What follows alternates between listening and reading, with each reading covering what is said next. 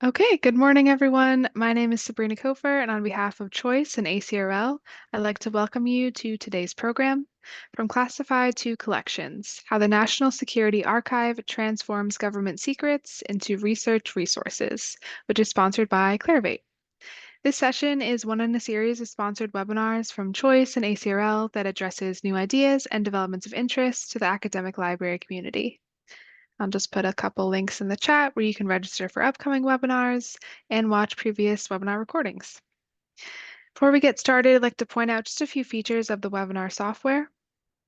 All attendees who join the presentation are automatically muted and your cameras are off, so don't worry about generating any noise or feedback.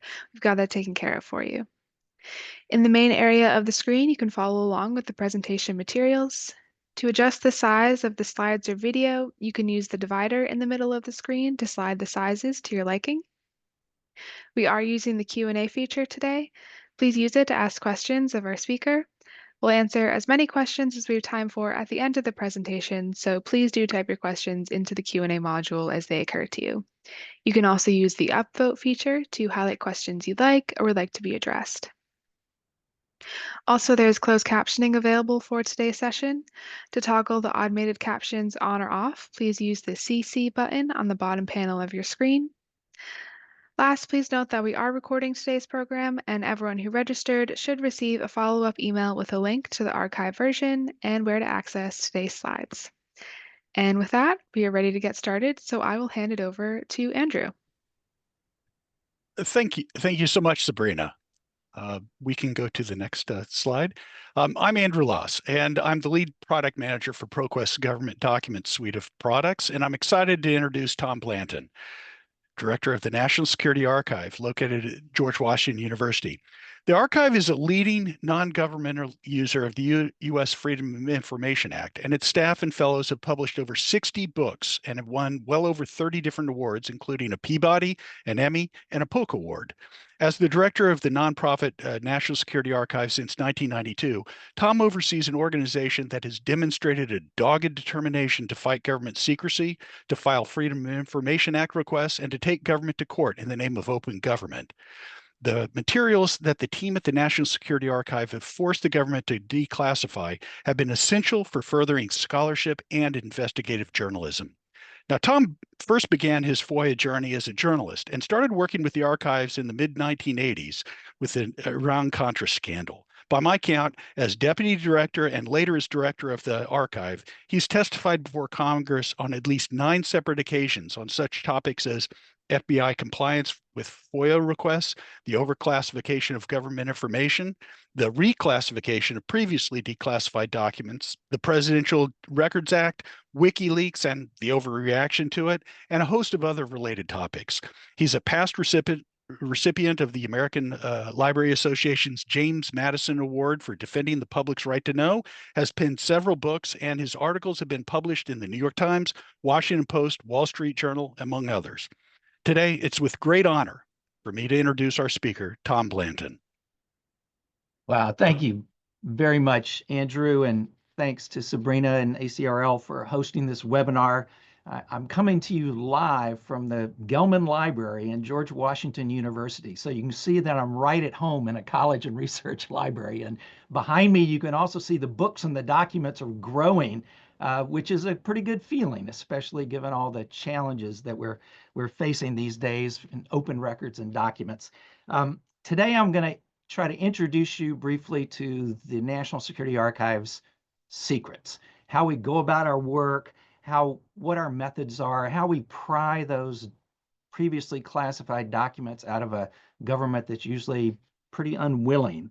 I'm going to show you some of our highlights, all published in the Digital National Security Archive from ProQuest. Some of them are amusing. I'm going to try to make you laugh. Some of them are chilling, really hazardous to your health. All are invaluable historical primary sources that any scholar or student or citizen trying to study or understand our national security, our foreign policy, our international standing, and our modern history, they all need to know. So at the end, I'm going to circle back before I get to take all your questions just to some of the challenges we're seeing today and what the National Security Archive is trying to do about that. So about the National Security Archive. Let's, we're going to go to the next slide. Whoops. And Mickey, I think my clicker is not, doesn't say, there you go. These are three of the greatest compliments the National Security Archive has ever received. And that's Daniel Ellsberg on the left in his last interview with the New York Times, where he said he called us the best people on declassification, work year after year, month after month, put out newly disclosed classified information. They work sometimes 3 or 4 years, 10 years, 20 years to make public. And then you see Eric Schlosser, best-selling author over there. He calls us a national treasure. Digital collection proved invaluable to his research. And then one I'm really proud of, especially in an ACRL webinar, the Choice Magazine, outstanding academic title to the whole Digital National Security Archive. And so I just want to really briefly give you a sense of here's what we do. We design and file these targeted freedom of information requests and index and publish. But I want to point you to our standards over here. It's targeted requests for historically significant documents and events, not just the administrivia that the government is full of. It's world-class authority-controlled indexing in the DNSA series, and it's expert curation for the reference collections and ebooks. And that's kind of our standards, what we do. And then I want to give you just an image of what we face. So you might recognize this, the last scene of the great Spielberg movie Raiders of the Lost Ark, where they're taking the biblical Ark of the Covenant boxed in plywood down this infinite hallway in a warehouse, implication never to be seen again, stashed away. Well, this warehouse actually exists. It's out here in Suitland, Maryland, right outside the Beltway in Washington, and it's where retired files go, often never to be seen again, because they're not accessioned by the National Archives of the United States. But the saving grace for us is that when, say, the State Department retires boxes out there, they send the boxes along with a box list. And here's a great example. Strobe Talbot was Deputy Secretary of State. He was the leader of all of our work with Russia, all during the 90s under Bill Clinton and all the way up to Putin's first year or two in office. And we went out to Suitland, Maryland, and we got the box list, the records and transmittal and receipt list. And it said out of the 25 boxes that he had used to put together his memoir, that 4, 5, 6 were full of news clips or his public speeches. So we didn't need those. Those were already public. But the other boxes, and you see the text of our Freedom of Information request, specifically boxes 1, 2, 3, 4, 5, 9, 10, 11, 12, 13, etc.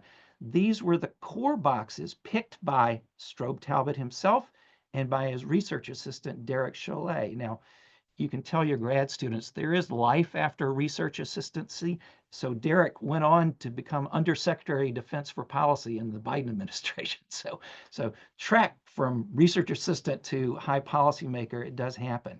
But this became the core of a Freedom of Information case against the State Department to make them review and declassify these key boxes selected by Strobe Talbot and his research assistant as the most important records of U.S.-Russia policy from the end of the Soviet Union to the rise of Vladimir Putin. And what did we get? Well, here's one of them. Here's Bill Clinton meeting with Vladimir Putin in the year 2000 in Brunei at one of these big financial summits of world leaders. And Clinton complains about, this has some contemporary resonance, the Israeli response to protests as being disproportionate. Quote, namely, you throw a rock and they bring out guns. And Putin responds, that's generally the right reaction to an attack in any region. Wow. You're right in the room. You're a fly on the wall. You're hearing the President of the United States describe U.S. positions, U.S. attitudes, U.S. diplomacy. You're seeing the personality of Vladimir Putin firsthand. There's no substitute for this kind of highest level verbatim, in their own words, record, primary source, key to scholarship and to any understanding of what's going to happen next, say in the war in Ukraine or the current peace talks. And let me just give you a little context. We took the same approach as we did at Suitland, Maryland, when we went down to the Jimmy Carter Presidential Library. Jimmy Carter just passed away last year at age 100, the longest lived former president. What we found down at the Carter Library was his two top aides on foreign policy really hated each other. Zbigniew Brzezinski was the national security advisor. Cyrus Vance was the Secretary of State. And when Vance found out Brzezinski was writing Jimmy Carter a daily memo overview of national security and a weekly big picture memo, well, then Vance jumped in there and started sending a daily and a weekly memo himself. So down at the Carter Library, we pull all of these. We put them together into the highest level memos to the president, including, we had previously addressed the CIA, but these were the Brzezinski and Vance competing memos along with Jimmy Carter's own annotations. Just extraordinary, because you not only get the internal debate on policy, you also get the president's own reaction. So here's Brzezinski telling Carter his foreign policy needs to be a little bit more manipulative, a little bit more Machiavellian, maybe even saying publicly one thing and quietly negotiating something else. And Carter writes out to the side, lying? Question mark. Brzezinski goes on to say, oh, I'll be developing some ideas for you regarding the above. And Carter writes out to the side, you'll be wasting your time. Gives you an incredible sense, both of those internal debates, the president's own personality. There's no substitute for this kind of primary source and understanding the entire period of the 70s and the world-shaking agreements ranging from the Camp David Accords in the Middle East to the Panama Canal Treaty, all of which is in play today. Now, for contrast, let's go to Henry Kissinger. So it did take us 20 years. That's what Ellsberg is referring to. It took us 20 years to get all of the Kissinger transcripts and telephone conversations released. He had his aides sit in on every meeting and write down literally a verbatim transcript of what was said. One of those aides, Winston Lord, later commented about this obsessive record keeping, which has been such a boon to historians. But Winston Lord said, well, Henry had to keep track of which lie he told to whom. And this is one of my favorites because it's not a lie. It's just a funny and revealing moment. The Turks. Kissinger is meeting with the Turks and they're asking for a secret arms deal. We need some weapons from the secret depots in Belgium, maybe spare parts, because they're at a war with Greece. Well, Greece is also a NATO member, so you'd be taking the parts out of NATO stocks. And so the ambassador, Willis Macomber, says, that is illegal. And Kissinger immediately jumps into a joke. Before the Freedom of Information Act, I used to say at meetings, the illegal we do immediately, the unconstitutional takes a little longer. I love it in the note taker, put in brackets, laughter. In other words, appreciative audience. Kissinger goes on, but since the Freedom of Information Act, I'm afraid to say things like that. And then he ends, but we'll make a major effort. So here you have a fun contrast. Jimmy Carter, Henry Kissinger, the illegal we do immediately. I think we're seeing a little bit of that right now in Washington.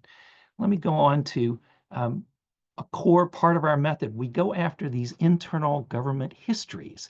In this case, it was a history of the development of the U-2 and the SR-71 spy planes. We ask for these histories. They're big documents, often 100, 200, 300 pages long, because in those histories, there'll be footnotes to the original primary sources that the secret historians used to write these histories. So on about page 40 or so of this internal CIA history came the first official acknowledgement of Area 51. It's that little square up in the corner of the Atomic Energy's Commission's testing range in Nevada, not very far from Las Vegas, but it's become, as you know, a popular history obsession. There's aliens being held there. You ever see the movie Independence Day? Area 51 has become a place where hobbyists come and sit on the mountaintops and try to take pictures. It's partly, you would say, it's maybe the most secret geographic area of the entire United States. What we found out from this history is the reasons it's secret. I don't know about the aliens, but what is there are these prototype stealth fighter planes, spy planes, and captured Soviet planes, which if we acknowledge that we had them, we'd have to give them back. Some of them were brought to us by defectors, but they're actually the property of, say, the Soviet Union or the Russian Federation. And so the whole area was kept secret in order for us never to face those kind of charges. But when we posted this CIA history first on our website here at George Washington University, it crashed the university website because so many people came in to grab it. But this is now the entire history, and in fact, the whole series of CIA histories about the development of spy planes are available in the Digital National Security Archive. So that's one of our core methods. Here's another. We went after the war plans for the invasion of Iraq. It's a fascinating story because this slide, it's a PowerPoint slide, was actually presented to President George W. Bush as he's approving the invasion of Iraq. And one of the reasons that he approved the invasion of Iraq was that his own generals told him, well, we'll go in with 270,000 troops. You see the 270K over on the left-hand side of the slide. But in just a matter of 2-3 years max, we'll be down to 5,000 troops, no problem. We'll be greeted with flowers. And so the go decision happened. My bet is that Vladimir Putin got a PowerPoint slide almost exactly like this back in January, February of 2022 before he invaded Ukraine. Oh, we'll go in with our 200,000 troops. They'll greet us with flowers. We'll liberate Kyiv, and we'll only need 5,000 left.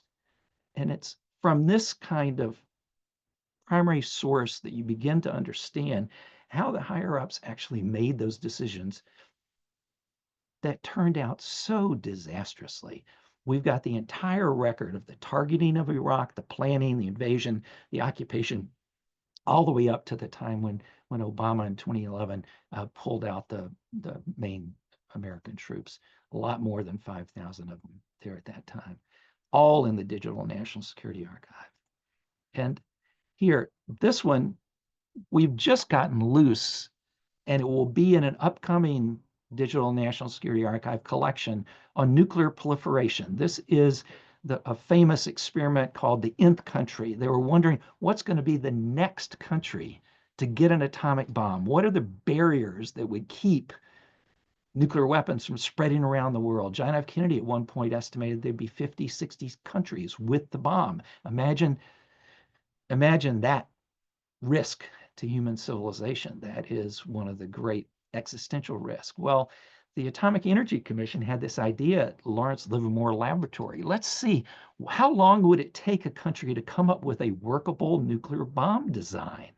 And they put 3 grad students, no access to the classified files, just the open literature, and maybe the biggest secret of all, just that there had been a bomb. It went off at Hiroshima and again at Nagasaki. So knowing that it does explode, these 3 young grad students working back, it took them 3 years, and they put together a workable nuclear bomb design and then went around and briefed it to Congress and included in their final report this wonderful cartoon where these 2 professors are saying to each other, well, we'll have to view these student demands in a different light because their science class has the bomb. That was just an illustration of the difficulty. This experiment shaped the entire decades of non-proliferation work by the United States and almost every other country because we came to understand, this is in the 1960s, by 1969, that designing the bomb wasn't the problem. You couldn't control the knowledge. You couldn't control the physics.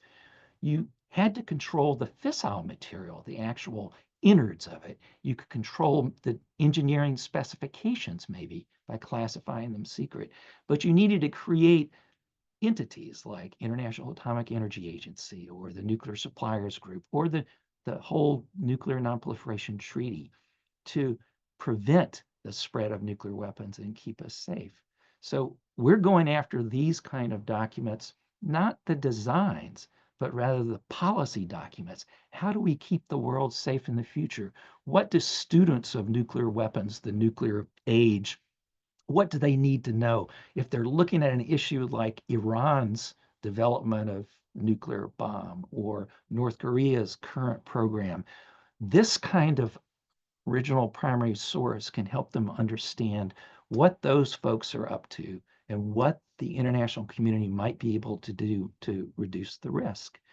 Because it's an existential risk, I think, to all of humankind. We've published the studies showing that just the climate fallout, the nuclear winter, would wipe out human civilization probably in the entire northern hemisphere if there was a serious nuclear exchange. And that gets me to climate. We have a project just focused on opening the climate policy debates inside the US government and the climate diplomacy with foreign countries that led from Montreal in 1987 to Kyoto in 1998 to Paris in 2015, the current climate agreement that the US government, this administration, is pulling out of. But in there are some extraordinary stories that were secret until we got the documents released. Here's the Secretary of State putting a short note, in President Reagan's evening reading for him to carry up to the residence at the White House just to get briefed, and explains that the Secretary of State is coming up against the Attorney General, Ed Meese, that Meese is trying to weaken the U.S. position on banning these hydrofluorocarbons that were erasing the ozone layer. And Schultz is making a pitch. No, that would be bad. It'd be bad for U.S. leadership. It'd be bad in terms of expanding the ozone layer. It'd be bad because Congress could impose some unilateral restraints, which could cost even more jobs than Ed Meese is worried about.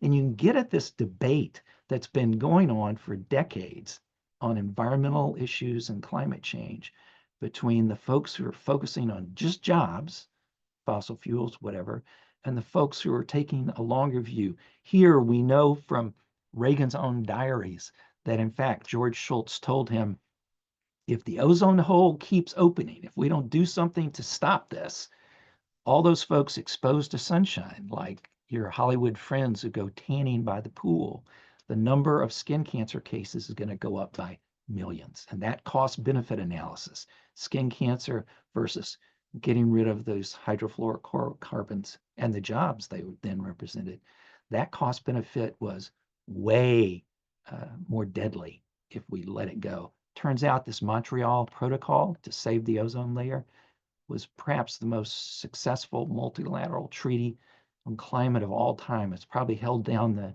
temperature rise globally by 1.5 to 2 degrees centigrade. So we're going after this. The diplomacy documents are sometimes even more fascinating because they show what the Indians or the Brazilians or the Chinese said to our diplomats about their government's positions.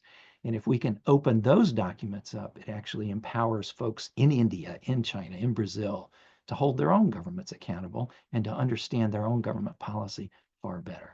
So there'll be more on climate change, but meanwhile, in Digital National Security Archive, you got these amazing documents that track these 30 years of, I'd say, pretty extraordinary success.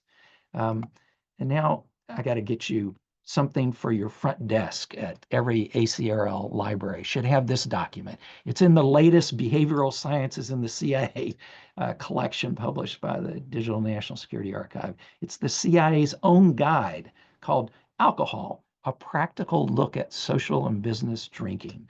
It's a 21-page document that goes through all the things to look out for. It's clearly written as a kind of a training manual for CIA agents who are going to be drinking at parties and embassies, or going to be possibly even have drugs in their drinks. I mean, the CIA was doing it themselves in their MK Ultra and mind control experiments, so they assumed that foreign countries were going to do it too.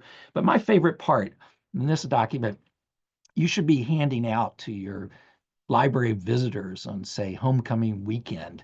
Watch out for things like punches, because at those fraternity parties you just don't know what's in the punch. And here the CIA recommends, if you have any reason to be suspicious, run a simple test of the alcohol content by pouring some on the bathroom sink and striking a match to it. So I don't recommend this at home, but it'll draw a smile from your students, and they should probably be aware of some of the serious downsides of social and business drinking, and watch out for the you see the secret zombies that sometimes guests put on there. So this one is just the real subject here of CIA's experiments on mind control is extraordinarily scary, dropping LSD in people's drinks. They're unwitting, giving psychotropic drugs to prisoners and patients in hospitals. It's one of the most scandalous set of operations our government ever engaged in. But we also want to look to find the usable history, and this is a piece of usable history, the CIA's own guide to how to drink and not get drunk, I would say. Definitely a memo for James Bond. So that gives you some of our highlights, some current news. This was in last Sunday's New York Times on the front page, where the Kennedy files are bust. You've surely seen all this news coverage about the huge releases from the JFK assassination records. And so much new CIA material now has come out unredacted, and you see who's the New York Times calling. It's the National Security Archive to say what's going on here. And we pointed to several documents, like the documents about cooperation between the Vatican and the CIA. Boy, would be explosive if we could get documents about it, said Peter, and we are trying to get those. And there's much more to come. Our whole CIA series with the Digital National Security Archive through ProQuest amounts to gradual opening here, more comes out there, more comes out here. Then we fill in the black blotches over here. And the point is to provide students, scholars, researchers, citizens with the unredacted primary sources. So we're on this case. Look for more CIA collections coming out through the DNSA, through ProQuest. And then I'll end with this one, because maybe you saw the news about the Atlantic magazine editor being included in the latest, what was it, principal small group on Signal, talking about bombing attacks on Yemen, on the Houthis, just earlier this month. And, you know, this is my favorite little excerpt of that Signal chat. It's the National Security Advisor to President Trump responding with the emoji of the fist, the flag, and the fire. And then responding to him, MAR, which is apparently Marco Antonio Rubio, the Secretary of State. Good job, Pete, and your team. What they were doing, putting an outside journalist on a chat about current attacks on Yemen, on these terrorists, is extraordinary. If one of those Air Force pilots who had carried out that attack had run a Signal chat like this and included journalists on it before the attacks were even launched, that person would already be facing court-martial. And accountability is an issue. The issue for us is that Signal has particular controls that allow the messages to be disappeared after a certain period of time. And what we understand from the Atlantic coverage of this is that Michael Waltz, the National Security Advisor, actually designated several of these messages to be to disappear within a couple of days, and most of them to disappear within 4 weeks. And so we're working with a whole series of groups who've already filed Freedom of Information cases, lawsuits under the Federal Records Act, lawsuits under the Administrative Procedures Act, just to force the White House, National Security Council, State Department, Defense Department to preserve these records. The law says you can use apps like this as long as you then migrate them over to permanent records, like your official government email, like the classified secure systems where these conversations are supposed to take place. We, the National Security Archive, brought a lawsuit at the end of President Trump's first administration that actually got the White House with the National Archives to go in with a tool in WhatsApp and recover the thousands of WhatsApp messages from all the senior staff of the White House, including Jared Kushner, who carried out all that diplomacy with the Saudis. And all that is preserved under the Presidential Records Act and will be available in the long term for historians. We'll have to fight for it through Freedom of Information requests, perhaps litigation, but that's the kind of preservation that we, the National Security Archive, are designed to do. It's every time you, as a librarian, subscribe to the Digital National Security Archive or buy permanent access to one or more of the collection or the entire series, what you're supporting is not just systematic freedom of information requests to open these records for all of us, but also long-term work to preserve the record, make sure the evidence is there, hold our government accountable, and educate us all. So I just want to say a thank you to all of you who already subscribe. I want to encourage all the rest of you, sign up.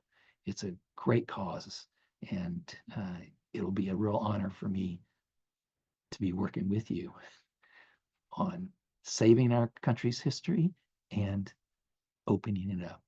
All right. If you have any questions, this slide has my direct email address here at George Washington University, but I think Andrew is going to moderate the process, and I'd really welcome any questions and any more insights that I can give you. And thanks very much for joining us today. Great. Thank you so very much, Tom. We've got some fantastic and very relevant questions here. I'll just get stuck in. From John, from an information literacy and instructional perspective, how would you approach critically evaluating sources from various security agencies? These agencies are often strategically creating information to shape narratives to their goals and vision of the national interest. This makes understanding their credibility very challenging. Amen. That's a brilliant question. And it's something we struggle with every day and looking at every one of these bodies of records. I mean, if you just looked at Zbigniew Brzezinski's records from the Jimmy Carter administration, you'd have one view of it that would be highly incomplete. He was an internal policy advocate. He wrote his memos precisely to diss people at the State Department and to win his arguments to persuade the president. So it's the same techniques that every good historian and every good journalist and really good librarians who are building collections, you don't leave out one set of points of view. You want them in there because that's the way you see the whole range, but you weigh them off against each other. You triangulate evidence the way you can see juries do it in a courtroom, the way you see historians do it. If one is Zbigniew Brzezinski says one thing and Cy Vance another, how do you weigh that off? Well, one way to weigh it off is to see what did Jimmy Carter say? He was the ultimate decision maker. So one of the reasons that we privilege certain kinds of evidence, like those transcripts, whether it's the Kissinger transcripts or the Putin transcripts, is because it attempts to render in their own words what those highest level policymakers are saying and doing and intending. And so you still have to weigh that, you still have to weigh the evidence. But it's exactly looking for that. We use in classes, we will take 3 or 4 different versions of a given policy decision. We'll show you a Brzezinski point of view, a Vance point of view, a CIA analysis from the president's daily brief. And then we'll show you what did Carter ultimately decide. And then how did that turn out? Like the Iraq invasion didn't turn out very well for George W. Bush. But going into it, we can say here, these were the inputs. And I would say the last way that we kind of answer that question is one of the series of documents that are in one of our Iraq collection. The CIA went back to ask itself, how did we get it so wrong? We saw Saddam Hussein perpetrating all these deceptions, and we assumed that he was lying because he was covering up the fact that he had weapons of mass destruction. But now we know, now that the U.S. Army was occupying Iraq, there were no weapons of mass destruction. So what was he deceiving us about? He was deceiving us about his lack of those weapons. He lived in a dangerous neighborhood. We didn't put ourselves into the shoes of a paranoid dictator to figure out why would he want to look like he still had weapons of mass destruction. So that leap of empathy on to the other, the adversary, doesn't mean agreeing with your adversary, but at least understanding what they're thinking, where they're coming from. But that's a great question, and we struggle with it every day. Thanks, Tom. We have a couple of questions here about the recent signal messages. How would the National Security Archive and DNSA also include things that were not gotten through FOIA, and how the NSA handles the big open leaks like the signal messages recently? Yeah, we definitely in Digital National Security Archive include non-official documents, particularly when there are people's diary entries or contemporaneous records, like the centerpiece of our Iran-Contra collection, for example, in DNSA, are these series of notebooks that Oliver North kept day by day, hour by hour, of what his actions were. Those are not official records in that sense, but they're vital for understanding what actually happened. Or in another case, we included in our End of the Soviet Union collection some of the diary entries from the British ambassador to Moscow. Now, his own records had not been declassified yet at the Public Records Office in outside London, but he gave us his diary entries, which gave a blow-by-blow of his interactions with Gorbachev and with the American ambassador, Jack Matlock. So we've also included, we haven't included that many of the sort of WikiLeaks cables, but we've used them to make further targeted freedom of information requests. They will often have a cable will have a RefTel, meaning a referred telegram, and we will use that as a footnote for freedom of information requests. I think this signal conversation is one of those that, out of the various lawsuits that are happening now, the government will be forced to incorporate it into the long-term permanent record-keeping systems. But it's a constant challenge. And I would say in certain ways, your question goes back to probably the biggest single drop-off in the records that we have on what our government does occurred when the telephone arrived in government offices. Because what previously had been written down, even if they could only do maybe 3 copies with carbon paper, but it previously suddenly was in a phone conversation, which was rarely recorded. It's one of the reasons I so appreciate Henry Kissinger and the gift that keeps on giving of him having his secretaries listen in on every phone call and type up a transcript. And so you get a part of the record that otherwise will be missing. The great upside of the digital tools like email is there's vastly more records of highest level decision making because of email than there was during just the telephone era. I can give you numbers on that. There are about 250,000 individual emails surviving from the White House from the Reagan administration. We brought the lawsuit to save them. There are about 400,000 surviving from the Bush 41. There are 32 million individual email records that survive from the Clinton White House over those 8 years when the World Wide Web was invented and Google and all that. And then for George W. Bush's 8 years, the estimate is around, they don't even know exactly, around 220 million individual email messages. Over time, we've incorporated some of those email messages into our Digital National Security Archive collections where they've been about the highest level decision making. And over the long haul, we'll be using artificial intelligence algorithms for searching, our authority-controlled indexing to make sense of this overwhelming mass of material that the digital world has brought to us. Great, thanks. Here's a question from Stacy. Do you ever push back on redacted or otherwise edited or seemingly incomplete FOIA responses? And if so, what strategies have you found successful?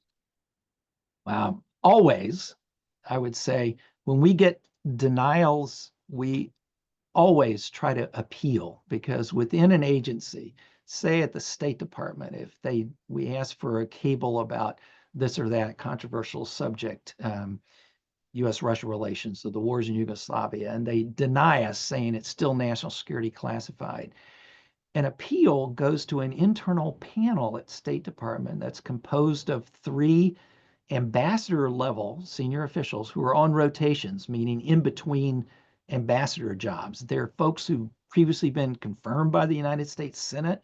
They're senior people. They're used to running a whole embassy, making decisions, dealing with foreign heads of state. keeping their local CIA station under control. They're top level folks, really at the rank of generals in the Army, and they're not afraid to make decisions. So our appeal success rate at the State Department has been 75, 85%. They will unredact or release the information. For harder cases like those Strobe Talbot materials I started off with, we had to go to court. We don't sue very often. We've filed something on the order of 70,000 targeted freedom of information requests over 40 years, and we've brought maybe 80 lawsuits because lawsuits absorb a ton of time and energy, both for us and for the government. It's in a zero-sum game. You file a lot of lawsuits, you're gumming up the works for every other freedom of information requester. But if you do targeted lawsuits that are about barriers to access, that are about clear stonewalling by an agency, that clean up some of the process, you're really doing a favor for every other requester down the road. So we ultimately had to bring a lawsuit. State Department wasn't going to pull back those Talbot boxes until we went to court. So litigation can often win release of records that make a real difference. And I would say finally, one of the roles we play is an institutional memory. So if we get a redacted version of a document, we put it in our database. We mark it with metadata in our tracking database that says, redacted, how many lines? And then periodically we'll go back and file a new request to get a new review, because after a couple of years, maybe that's not so secret anymore. Sometimes, and we have put some examples of this on our website, we've gotten documents where one review released the top and the bottom and blacked out the middle, and then the next review released the top, released the middle and blacked out the top and the bottom. But if you put it together, you have pretty much a whole picture. So part of our role is to serve as that institutional memory. That's why the New York Times calls us and says, what's new in these documents? What's the new information about the CIA? But it's always worth appealing, and the secret to the appealing and the secret to making freedom of information work for you is the human factor. Find a human being on the inside who will take some responsibility for your requests, who'll give you some help. I think the folks at the National Archives and Records Administration are real heroes of mine. They've been working for decades with such limited resources, a flatline budget. Meanwhile, the amount of records they're taking care of are exponentially increasing. I don't know how they do it, how they even keep their eyes above water, and they're under attack right now for more cuts. But some of those folks are some of the most brilliant documents people I know, and they give you a sense, okay, what's there, what's not there, what to look for, what not to look for, how to make your freedom of information request a rifle shot, not a shotgun. And that helps both the government and it helps the requester. Great, thanks. If you could talk a little bit about the staff at the National Security Archive. I know that years ago I worked with Autumn, the chief metadata librarian, and they do great work. Could you talk a little bit about the staff and maybe also about the fellows that you work with as well? Autumn, Lisa Thompson, Berkeley Herman, Joyce Battle, people who are professional librarians who create the metadata that accompany all the digital National Security Archive sets, and also allow us to go back and do that redaction looking so we can get the second guesses. That's one group, our librarian indexer metadata group. Fabulous folks. We also have our analysts who run projects. So for example, our analyst who chased down those Strobe Talbot documents, she was originally born in Budapest, Hungary. She grew up in Moscow. She graduated with a red diploma from Moscow State University when it was the Soviet Union. She came to the States to actually study Jimmy Carter's human rights policy. She got her PhD at Emory. She's fluent in Russian and English. She used Gorbachev Foundation documents to get the Reagan Library to release its transcripts. So she's the one who's curating that amazing collection of what are the highest level, most important U.S.-Russia documents. Our analyst, Dr. Bill Burr, another PhD specialist in nuclear history, he's the one that got that nth country experiment. He's been after these documents for years. Fred Kaplan in his book on the bomb calls Bill Burr just the avatar of nuclear history, the most effective at getting stuff declassified. And we've got a number of fellows who are similarly super experts in their field. Hope Harrison, who wrote the great book on the building of the Berlin Wall and then how Germany has treated that history of the Berlin Wall afterwards. We've got a fellow, Arturo Jimenez Beccardi, who's quoted in the New York Times this past summer. He first started working with us as a grad student, working with the late, great John Pradas on tracking CIA releases. Well, now Arturo's an assistant professor at South Florida, but he continues to work with us as a fellow, pushing the release of these documents. It's a level of expertise that we get not only from our staff and our fellows, but also from outsiders. What's the great phrase in Streetcar Named Desire? I think Blanche Dubois said, I depend upon the kindness of strangers, right? And we have book authors are calling us up every day saying, what have you got on this subject? What have you got on that subject? And we say to them, well, what are you getting?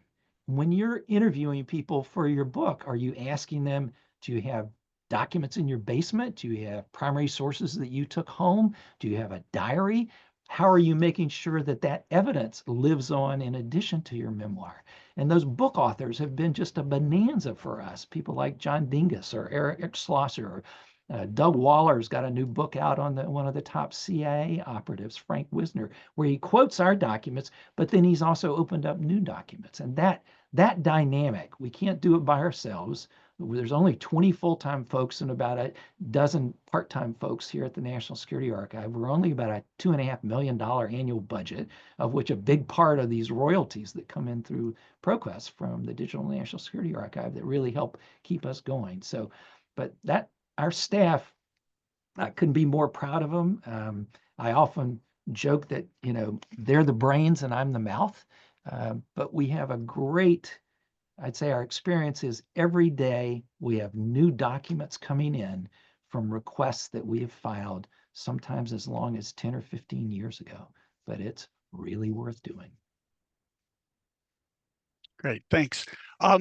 Maybe a little bit about the relationship between the collections within Digital National Security Archive and the National Security Archive documentation. How much is included in the collections that are part of DNSA, and in relationship to the larger work that the National Security Archive does. Well, that's a great question because the process of curation is often some of our most difficult work to figure out what really mattered in the making of the policy, what really mattered in terms of the relationship between, say, the United States and Russia or the United States and NATO, what really mattered in the development of nuclear weapons targeting policy, and what was just, we call it administrivia, just administrative documentation that every government office produces a ton of. It used to be, I think the folks out at the National Archives would say that about 3% of what the government produces on an annual basis deserves to be saved as a historically valuable record for permanent preservation. And we've argued with them at times on bodies of records like the White House emails. We argued, no, those are almost by definition, all of them going to be historically valuable for the long term. We had to bring a lawsuit to make that happen. And so, but you see the ratios of what the government produces, and especially in the computer age, there was this old notion that computers were going to make paper records obsolete. Instead, they've enabled the infinite proliferation of paper copies of records. At the National Security Archive, we estimate that our internal databases include something on the order of 15 million to 20 million pages of previously classified documentation. I think the Digital National Security Archive series has over 1 million of those, 1,000,001 or something like, and is growing every year by another 50 to 100,000 pages of these curated collections.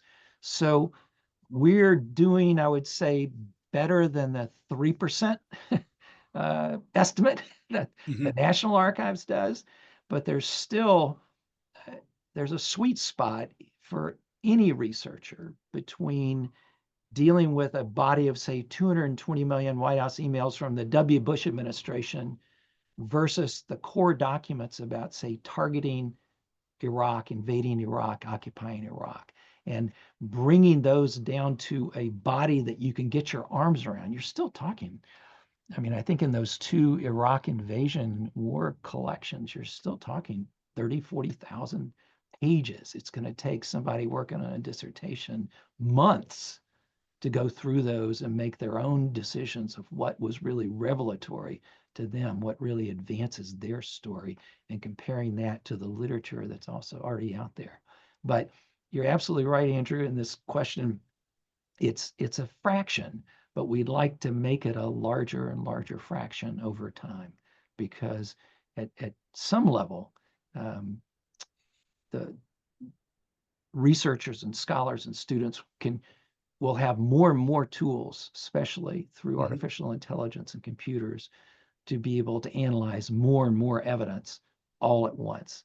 And we'll help feed that process. We're experimenting a lot right now. And I know ProQuest and Clarivate have done some great work with their research assistant artificial intelligence tool. And that is one of the real hopes for the future, to be able to deal with these enormous bodies of digital records. Okay, great. We have a question here that's been highly upvoted. Do you have any you've kind of touched on this already, but do you have any recommendations on how or if institutions can use FOIA requests to recover some of the information that's being disappeared at this point, or document the decisions behind doing so for future posterity?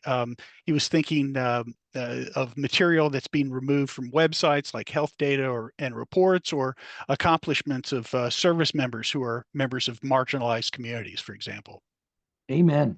We're in the middle of that right now. What a topical question, timely question. We're part of multiple networks. The Environmental Data and Governance Initiative, which is a bunch of, by the way, college and research librarians as part of that network, saving climate data sets that have been taken down from the atmospheric administration. We ourselves scraped the whole Justice Department site for every case file, the charging documents, conviction documents, case report, court record of every member of the January 6, 2021 mob that assaulted the Capitol. Because within 2 days after the inauguration, earlier this year, the Justice Department had wiped that website. Well, we had already pulled all those records, and come to find out that Doge folks weren't as smart as they thought. They had actually just wiped out the cover pages that had the links. But if you used the search term, the old search term, you could go behind it and find the case file was still there. So we pulled all of that off. It'll make a great collection for a digital national security archive down the road. But we're part of a series. There's the Data Rescue Project. There's the great end of term web archive, which has cooperators from Stanford and Harvard and North Texas and elsewhere. The Internet's Archives Wayback Machine has been an incredibly useful tool. The folks at the Innovation Lab at Harvard, I think, have saved all, the number is like 311,000 data sets that were on data.gov. That number is dropping every day that goes forward. I think it was already from 311,000, it's already down about 4,000 data sets have already been disappeared, but not completely, because folks like us are in the business of preserving those. And we're also part of a group of researchers that are using Freedom of Information requests to compel the records at U.S. Agency for International Development to be saved, because the Doge folks are just really taking apart that agency with no participation from Congress, which actually set up that agency by statute. I think they're moving so quickly because they don't want the courts to be able to catch up with them, but that ultimately the courts will catch up, and ultimately I think Congress will catch up. and the real question is whether we and others will have acted quickly enough to keep those records from being shredded. I kudos to the American Foreign Service Association, the professional group of the Foreign Service officers who brought the first lawsuit and got a commitment in court that USAID would stop the shredding. But that court case is still going on, and shredding may be stopped, but the intent to shred is still there. So we and others are going to be in court to try to make sure our records are preserved. And anybody else who wants to pitch in, test with your Freedom of Information requests, because Freedom of Information requests coming into the government are in fact a kind of a market signal to heads of agencies and to records officers that, hey, the public cares about this, cares about these materials. And I think we all got to use the Freedom of Information Act as citizens, or else we'll lose it. Okay, great. We got about 5 more minutes or so, but we've got a great question here from John. National security agencies work closely with private entities, for instance, contracting services for cybersecurity. Are you able to collect correspondence between agencies and private firms? And are there unique challenges when one party is a public agency and the other is a private entity? Boy, great question. Amen. It's been a constant problem for years and years and years because the contractor world would like to be exempt from all reach of the records laws, including the Freedom of Information Act. I would say in the cyber area, we have a better situation than many agencies that do so much contracting. And that's because as the National Security Agency about 20 years ago, 25 years ago, really began to ramp up its cyber operations, both security, meaning defense, but also cyber offensive operations, they created an internal history staff and of serious historians. They hired away a historian from the Central Intelligence Agency to come over and be embedded and pick records to be saved and keep track of the development of these programs over time so that the National Security Agency would itself understand where it came from, what it was doing. I mean, oftentimes we saw it during the Afghanistan war.